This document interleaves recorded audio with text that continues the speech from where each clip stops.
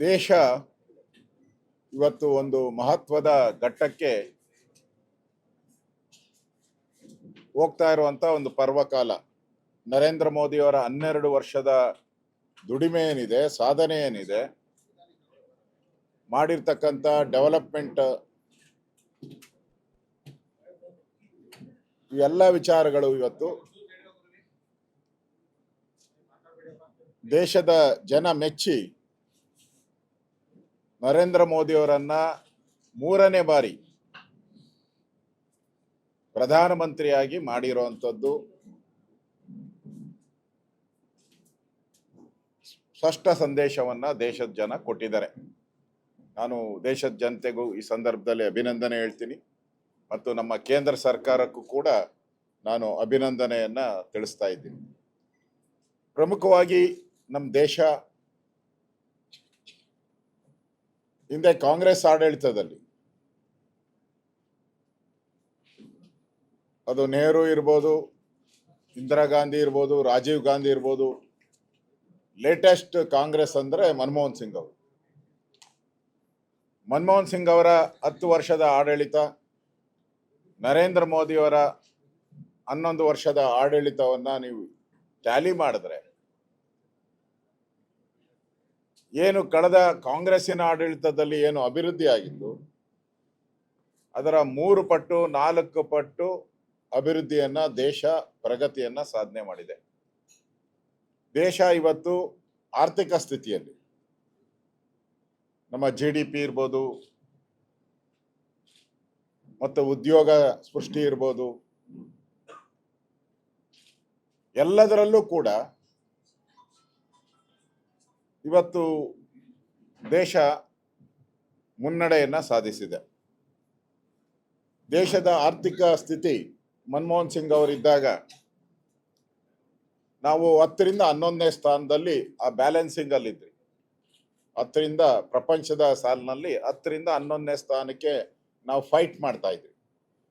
11ರಿಂದ 10ಕ್ಕೆ ಬರಬೇಕು ಅನ್ನೋ ಫೈಟ್ ಅಲ್ಲಿ ನಾವು ಇದ್ರಿ. ಆದ್ರೆ ನರೇಂದ್ರ ಮೋದಿ ಅವರು ಅಧಿಕಾರ ತೆಗೆದುಕೊಂಡ್ಮೇಲೆ ಇವತ್ತಿನ ಸ್ಥಿತಿ ನಮ್ದು, ನಾವು ಜಪಾನ್ ಅನ್ನು ಮೀರಿಸಿ, ಕರೆಕ್ಟಾ, ಜಪಾನ್ ಅನ್ನು ಮೀರಿಸಿ 4ನೇ ಸ್ಥಾನಕ್ಕೆ ಬಂದಿದ್ದೀವಿ ನಾವು. ಅದನ್ನ ನಾವ್ ಹೇಳ್ತಾ ಇಲ್ಲ, ಇಡೀ ಪ್ರಪಂಚ ಹೇಳ್ತಾ ಇದೆ. ಪ್ರಪಂಚದ ಆರ್ಥಿಕ ತಜ್ಞರು ಹೇಳ್ತಾ ಇದ್ದಾರೆ. ಮುಂದೆ ನಾವು ಅದನ್ನ 3ನೇ ಸ್ಥಾನಕ್ಕೆ ತೆಗೆದುಕೊಂಡು ಹೋಗ್ಬೇಕು. ಯಾರು ನಮ್ಮನ್ನ ಆಳಿದ್ರು ಬ್ರಿಟಿಷರು 106 ವರ್ಷ, ಆ ದೇಶವನ್ನ ಮೀರಿಸಿ ನಾವು ಮುಂದೆ ಹೊರಟೋಗಿದ್ದೀವಿ.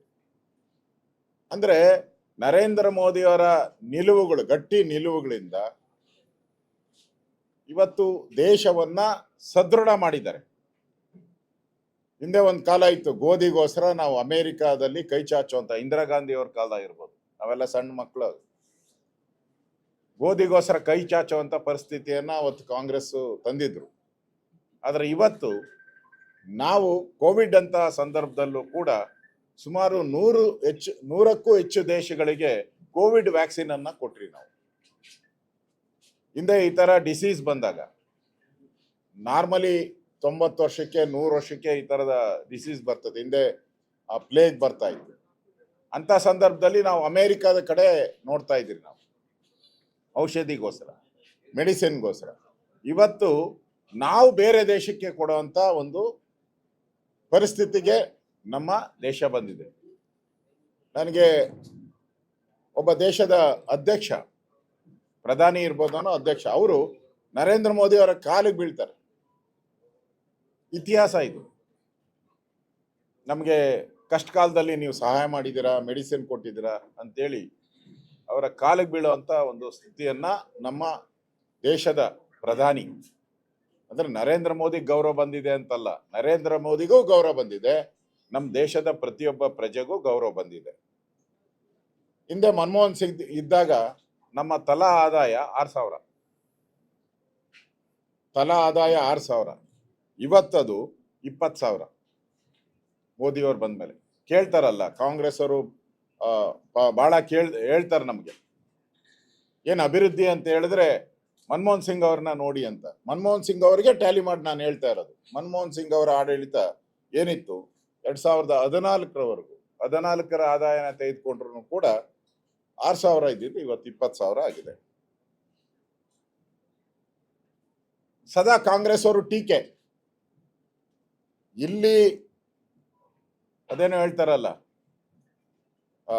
ಚೈನಾದಲ್ಲಿ ಗಾದೆ ಇದೆ, ಚೈನಾದಲ್ಲಿ ಮಳೆ ಇದ್ರೆ ಇಲ್ಲಿ ಕೊಡೆ ಹಿಡಿಯೋ ಅಂತ ಜನ ನಮ್ಮಲ್ಲಿ ಇರೋರು. ನಾವು ಈ ಕಮ್ಯುನಿಸ್ಟ್ ಅವ್ರಿಗೆ ಅದನ್ನ ಹೇಳ್ತಾ ಇದ್ರಿ.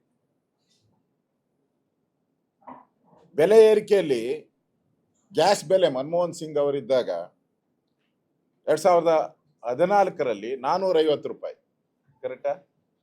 450 ರೂಪಾಯಿ ಸಬ್ಸಿಡಿ.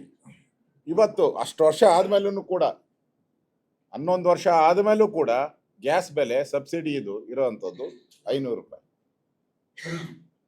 ಅಂದ್ರೆ ಬೆಲೆನ ಸ್ಥಿರತೆಯಲ್ಲಿ ಇಟ್ಟಿದ್ದಾರೆ. ನರೇಂದ್ರ ಮೋದಿ ಬೆಲೆಯನ್ನ ಸ್ಥಿರತೆಯಲ್ಲಿ ಇಟ್ಟಿದ್ದಾರೆ. ಹಣದುಬ್ಬರ ಅವಕಾಶ ಕೊಡ್ಲಿಲ್ಲ.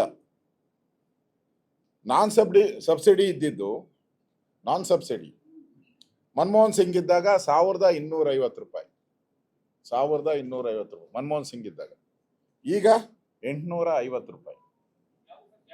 ಹೌದು ಹೌದು 250. ಇದು gas cylinder, subsidised gas cylinder ಏನಿತ್ತು 2014ರಲ್ಲಿ 450 ರೂಪಾಯಿ ಇತ್ತು, ಇವಾಗ 500 ರೂಪಾಯಿ ಇದೆ. 50 ರೂಪಾಯಿ ಅಷ್ಟೇ ನಾವು ವ್ಯತ್ಯಾಸ. ಸಬ್ಸಿಡಿ ನೀವು ತಗೊಳ್ತೀರಲ್ಲ, ಫುಲ್ ರೇಟ್ ಯೋಚನೆ ಮಾಡಬೇಡಿ, ನಿಮಗೆ ಸಬ್ಸಿಡಿ ವಾಪಸ್ ಬರುತ್ತಲ್ಲ ನಿಮಗೆ. ಅದೇ ರೀತಿ ಉಗ್ರಗಾಮಿ ದಾಳಿ ಇರ್ಬೋದು, ಕಾಶ್ಮೀರದಲ್ಲಿ ನೋಡಿದಿರಿ, ದೇಶದಲ್ಲಿ ನಾವು ನೋಡಿದಿರಿ. ಮನಮೋಹನ್ ಸಿಂಗ್ ಅವರಿದ್ದಾಗ ಸುಮಾರು 9,000ಕ್ಕೂ ಹೆಚ್ಚು ಅವರ 10 ವರ್ಷದಲ್ಲಿ ಭಯೋತ್ಪಾದನಾ ದಾಳಿ ಆಗಿದೆ. ಈಗ ಹೇಗೆ ಅಂದ್ರೆ ನರೇಂದ್ರ ಮೋದಿ ಅವರು ಬಂದ ಮೇಲೆ ದಾಳಿ ಮಾಡಿರೋದು ಬಹಳ ಕಡಿಮೆ, ಆದ್ರೆ ಪ್ರತಿ ದಾಳಿ ನಮ್ದು ಆಕ್ಷನ್ಗೆ ರಿಯಾಕ್ಷನ್ ಇಮಿಡಿಯೇಟ್. ಅವಾಗ ಆಕ್ಷನ್ ಆದ್ರೆ ನೋ ರಿಯಾಕ್ಷನ್. ಬಾಂಬೆಯಲ್ಲಿ ದಾಳಿ ಆಯಿತು, ಸುಮಾರು 200ಕ್ಕೂ ಹೆಚ್ಚು ಜನ ಸತ್ರು. ಅವಾಗ ನೋ ರಿಯಾಕ್ಷನ್. ಆದ್ರೆ ಈಗ ಆಕ್ಷನ್ ಮಾಡಿದ್ರೆ ಇಮಿಡಿಯೇಟ್ ರಿಯಾಕ್ಷನ್. ಇವಾಗ ಆ ಥರದ ಒಂದು ವ್ಯವಸ್ಥೆಯನ್ನ ನಾವು ನೋಡಿದಿರಿ. ಮೊನ್ನೆನೂ ಕೂಡ ಕಾಶ್ಮೀರದಲ್ಲಾದಂಥ ಏನು ನಮ್ಮ 27 ಜನರ ಏನು ಪ್ರವಾಸಿಗರ ಹತ್ಯೆ ಆಯಿತು, ಇಮಿಡಿಯೇಟ್ ಆಗಿ ಅಟ್ಯಾಕ್ ಆಯಿತು. ಅಲ್ಲಿ ಆಗಿರ್ತಕ್ಕಂಥ ಉಗ್ರಗಾಮಿಗಳನ್ನ ಸುಮಾರು 60ಕ್ಕೂ ಹೆಚ್ಚು ಉಗ್ರಗಾಮಿಗಳ ಸತ್ತಿದ್ದಾರೆ. ಅದನ್ನ ಪಾಕಿಸ್ತಾನನೂ ಕೂಡ ಒಪ್ಕೊಂಡಿದೆ. 100 ಉಗ್ರಗಾಮಿ ಸೆಂಟರ್ಸ್ ಏನಿತ್ತು ಅದನ್ನೆಲ್ಲ ಧ್ವಂಸನೂ ಕೂಡ ನಮ್ಮ ಸೈನಿಕರು ಮಾಡಿದ್ದಾರೆ. ಈ ಕಾಂಗ್ರೆಸ್ ಅವರು ಎಲ್ಲೂ ಈ ಬಾರಿ, ಕಳೆದ ಬಾರಿ ಆದಾಗ ಪುಲ್ವಾಮಾ ಆದಾಗ ಸಾಕ್ಷಿ ಕೇಳಿದ್ರು, ಬಾಲಾಕೋಟ್ ಸಾಕ್ಷಿ ಕೇಳಿದ್ರು. ಈ ಸರಿನ ಸಾಕ್ಷಿ ಕೇಳಕ್ಕೂ ಬಿಟ್ಟಿಲ್ಲ.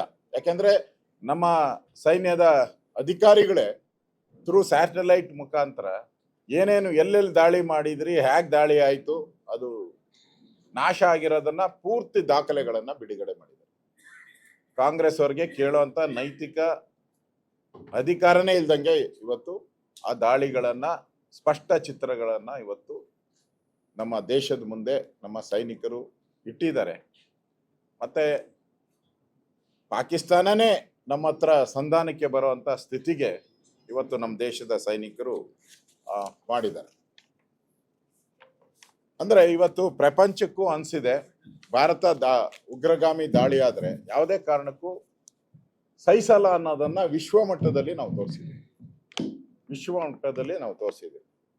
ಮತ್ತೆ ಅಭಿವೃದ್ಧಿಗೆ ನಾವು ಬರೋದಾದ್ರೆ, ಮತ್ತೆ ಹಿಂದೆ ಮೆಡಿಕಲ್ ಕಾಲೇಜುಗಳು ನಮ್ಮಲ್ಲಿ 387 ಮನಮೋಹನ್ ಸಿಂಗ್ ಅವರು ಇದ್ದಾಗ ಟೋಟಲ್ ಇದ್ದಿದ್ದೇ ನಮ್ಮ ದೇಶದಲ್ಲಿ ಅಷ್ಟು. ಈಗ ಅದು ಡಬಲ್ ಆಗಿದೆ, 704. 11 ವರ್ಷದಲ್ಲಿ 704 ಮೆಡಿಕಲ್ ಕಾಲೇಜ್. ಅಂದ್ರೆ ಇನ್ನು ಕಾಂಗ್ರೆಸ್ ಅವಧಿಯಲ್ಲಿ ಇದ್ದಂಥದಕ್ಕೆ ಡಬಲ್ 10-11 ವರ್ಷದಲ್ಲಿ ಇದು ಮಾಡಿದಿರಿ. ಏರ್ಪೋರ್ಟು ಅಷ್ಟೇ, 74 ಏರ್ಪೋರ್ಟ್ ಇತ್ತು ಇಡೀ ದೇಶದಲ್ಲಿ.